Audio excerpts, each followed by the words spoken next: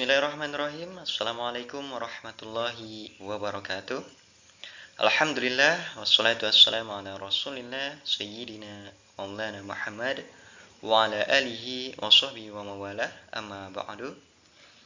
Baiklah teman-teman sekalian, kembali lagi bersama saya Hadi Jawiroguno, tentunya dalam tugas video pembelajaran. Adapun video kali ini dibuat untuk menyelesaikan tugas mata kuliah Ushul Fiqh 2.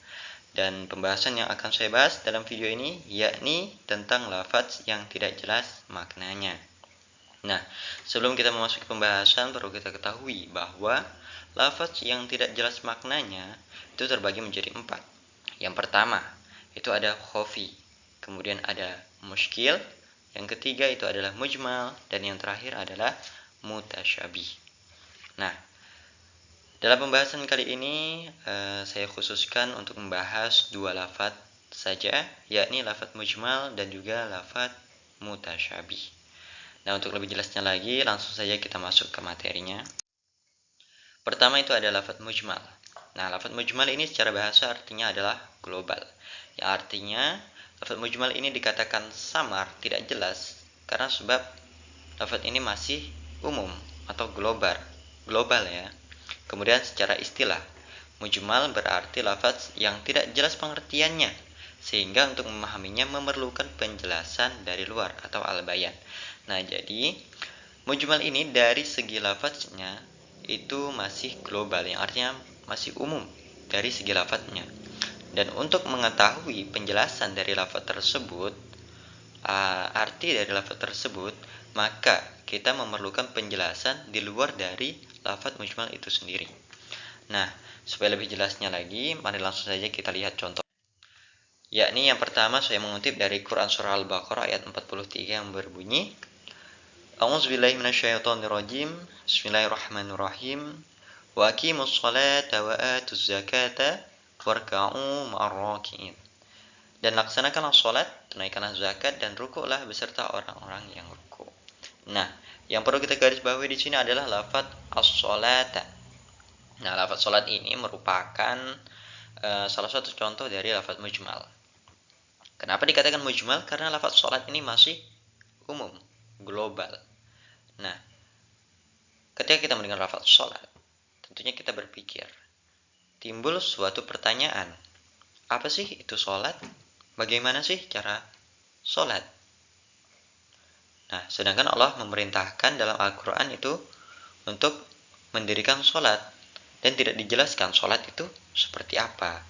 Nah, ini kan tentunya merupakan salah satu lafaz yang umum dan tidak jelas maknanya. Nah, jadi lafaz sholat ini kemudian dijelaskan secara langsung oleh Rasulullah SAW dalam hadisnya, yakni shollu kama ra'aitumuni usolli. Sholatlah kalian sebagaimana kalian melihat aku sholat. Nah, Allah jelaskan Nabi jelaskan apa itu sholat, bagaimana tata caranya sholat, apa saja rukun-rukun sholat, dan hal-hal yang lainnya berkenaan dengan sholat. Nah, jadi sholat ini merupakan lafaz mujmal. Kemudian shollu kama ra'aitumuni usolli, hadis dari Nabi Muhammad SAW ini merupakan bayan, penjelasan dari lafaz sholat itu sendiri, yang menjadikan lafaz sholat ini jelas dan tidak samar lagi atau tidak jelas maknanya menjadi jelas. Selanjutnya itu ada hukum mujmal.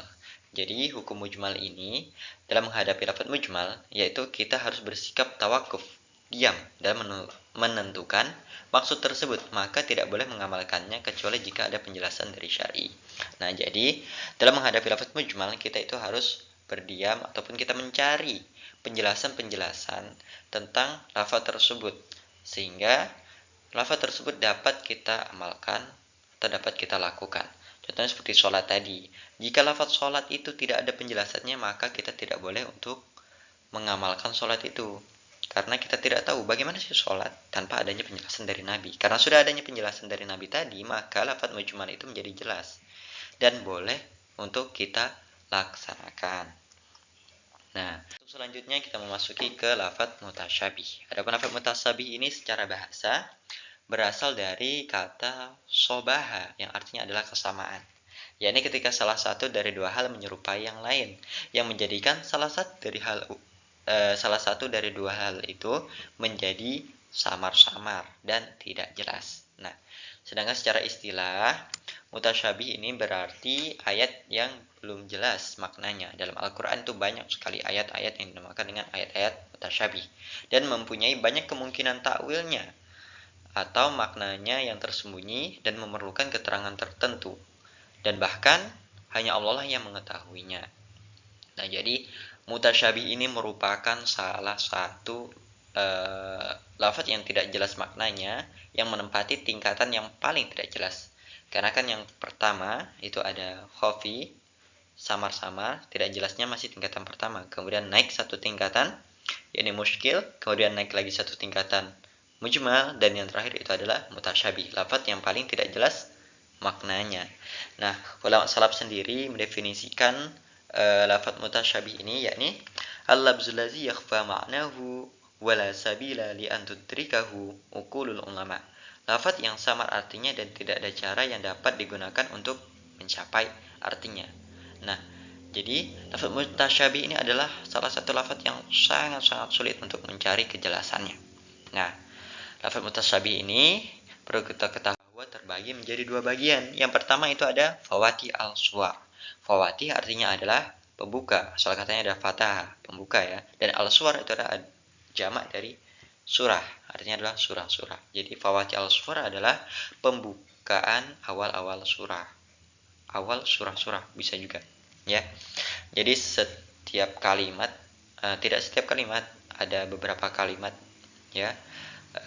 Biasanya ya di awal surah itu ada pembuka seperti alif lam ra, juga ada alif lam mim dan yang lainnya. Nah, alif lam ra, alif lam mim ini merupakan salah satu lafaz mutasyabih yang tidak jelas maknanya. Kenapa? Karena dalam arti biasa lafaz ini tidak diartikan. Dan dalam tafsir sendiri, para ulama itu biasanya menafsirkan seperti ini. Allahu a'lamu bimuradihi.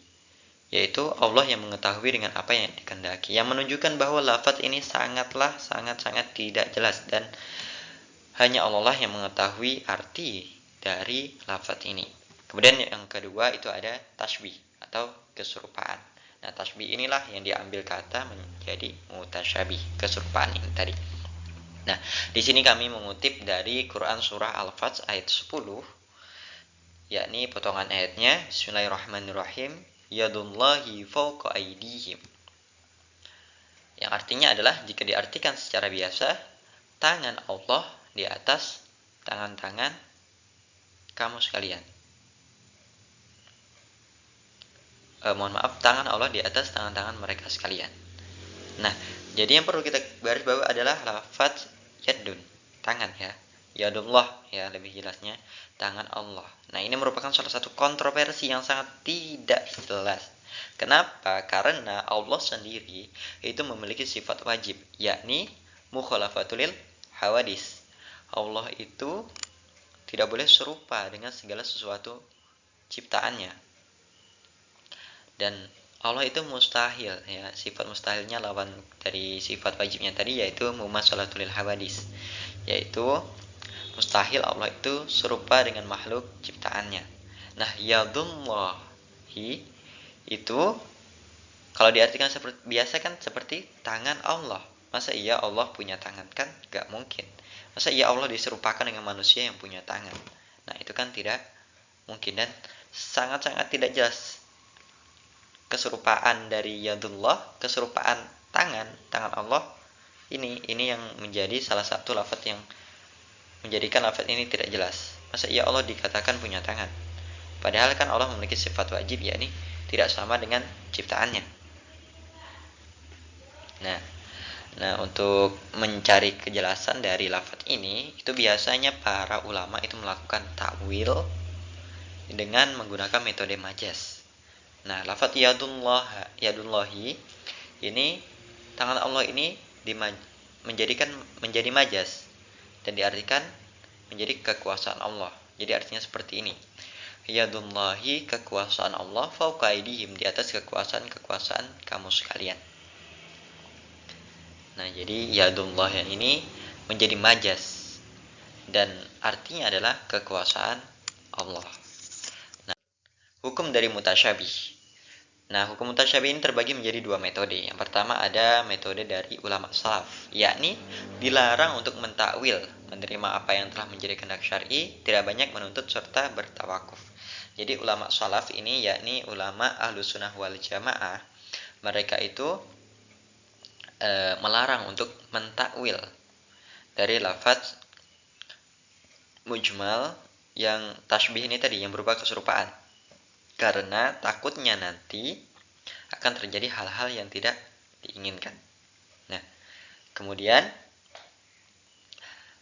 mereka ini lebih memilih untuk bertawakuf, yakni berdiam diri dan menyerahkan segala sesuatu kepada Allah, seperti lafaz alif lam mim, alif lam ra. Tafsirnya adalah Allahu a'lamu bimuradihi. Mereka mengembalikan segala sesuatu itu kepada Allah. Nah, kemudian metode yang kedua itu ada metode khalaf. Nah, metode khalaf ini dipakai oleh ulama-ulama Mu'tazilah yang mereka menafsirkan Al-Quran itu menggunakan pikirannya, yakni mereka mentakwil lafaz mutasyabih dengan menggunakan metode majaz.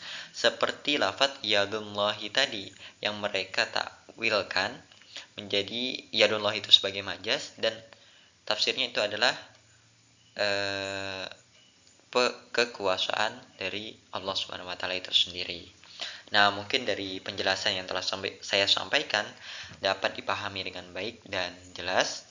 Adapun hikmah dari adanya lafaz yang tidak jelas ini, terutama mutasyabih ini, lafaz yang benar-benar tidak jelas ini merupakan salah satu petunjuk dari Allah Subhanahu wa taala bahwa kita sebagai manusia yang menjadi makhluk yang sempurna dengan akal pikiran dan juga nafsunya masih memiliki banyak sekali kekurangan, dan Allah lah yang maha mengetahui segala sesuatu. Mungkin sekian yang dapat saya sampaikan, lebih kurangnya saya mohon maaf. Billahi taufiq hidayah. Assalamualaikum warahmatullahi wabarakatuh.